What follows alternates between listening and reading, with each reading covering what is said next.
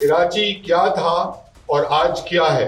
कराची आबाद करने वाले अगर हम आपको बताएं तो जो व्यापारी थे वो हिंदू थे। उनमें सर फहरिस्त नाम भजोमल भाटिया का है। हिंदू कराची के बिजनेसमैनों ने आबाद किया, आबादकार वही लोग थे।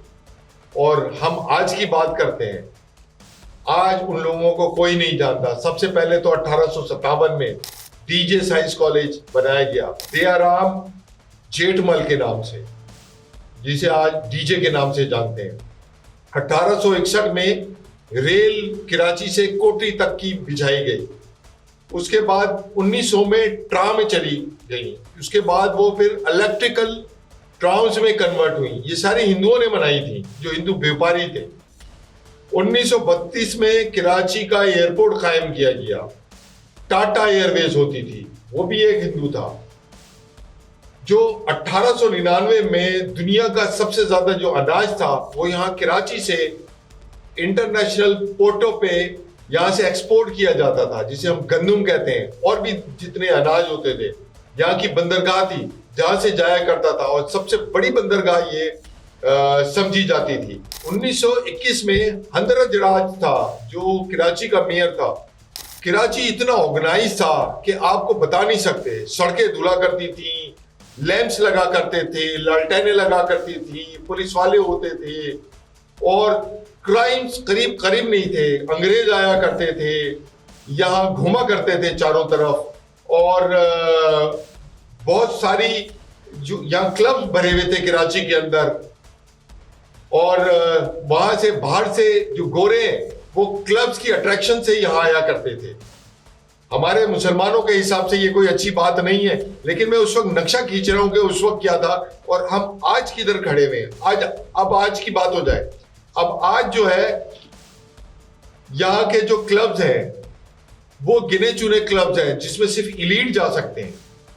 कराची क्लब है, गोल्फ क्लब है, सिंध क्लब है, और जेमखाना है, और भी बहुत सारे क्लब्स हैं। लेकिन उसमें आम आदमी, मिडिल क्लास या अपर मिडिल क्लास का कोई मेंबरशिप नहीं ले सकता। 50-50 लाख की मेंबरशिप है। सोशल लाइफ उनकी कोई नहीं है, और वो गरीब से गरीबतर होते जा रहे हैं, और इलीट से इलीट होते जा रहे हैं। करप्शन बहुत है। 70% मैंने अपने लास्ट व्लॉग में बताया था कि सिंध गवर्नमेंट का 7 आउट हो जाता है, वो निकाल लेते हैं वहां से। जो बचा कुचा होता है वो यहाँ कहते हैं हमने जी यूसी को दे दिया। हमारे जो मुर्तजा वहाब है, मुर्तजा वहाब के बारे में क्या कहें आपको कि वो अगर उनसे तीखा सवाल करें तो वो जर्नलिस्टों के ऊपर बरस पड़ते हैं, और बस खाली फेस सेविंग के लिए वो सियासी बातें करके चले जाते हैं। ये कराची आखिर हल कैसे होगा? कराची में फिर हम उसको, जो भजोमल भाटिया है, उसको हम दोबारा से बुलाएं कि आके वो कराची को सही करे, या फिर जो ये 1921 में मेयर था उसको हम दोबारा से बुलाएं कि जी कराची के हालात सही करें। शुरू से ही जब ये 1 यूनिट था उस वक्त कराची के हालात बहुत बेहतर थे। उसके बाद जब वो अयूब खान के जमाने में कैपिटल कन्वर्ट हुआ इस्लामाबाद में, तो फिर कराची में लसानी फिसादात शुरू हो गया 1972 में। उसके बाद फिर जब यहाँ मार्शल लॉ लगा 1978 में, तो उसके बाद अगले 12-14 साल जो है वो सुकून रहा।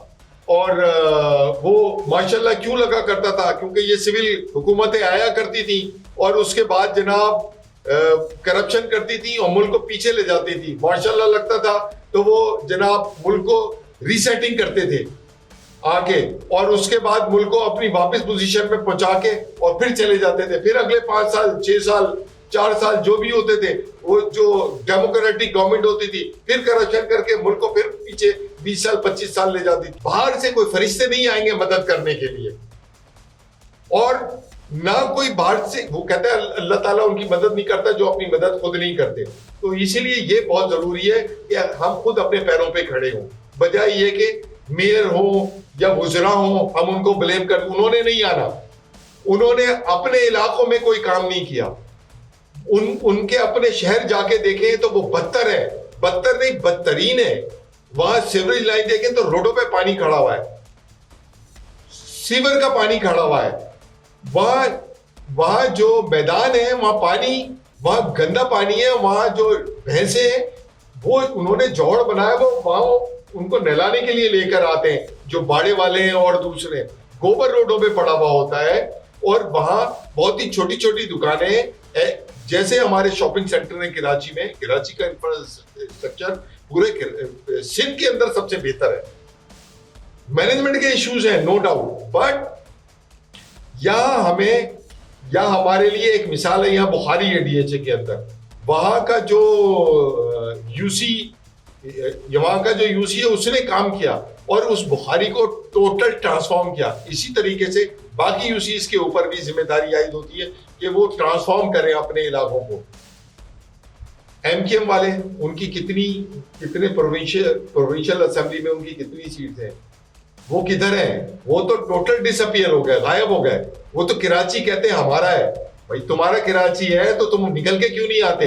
वो मुस्तफा कमाल जिन्हें उनके जमाने में मुस्तफा खुदाल कहा जाता था, आजकल आके तो बड़ी बड़ी बातें करते हैं, उनके मुंह से थूक निकलता है वो बातें करते हुए, वो हर्जत सनाई करते हैं।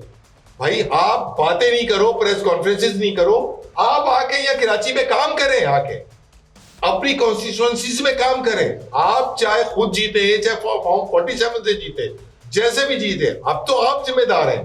अब आके कहा है, वो तो नजर ही नहीं आते।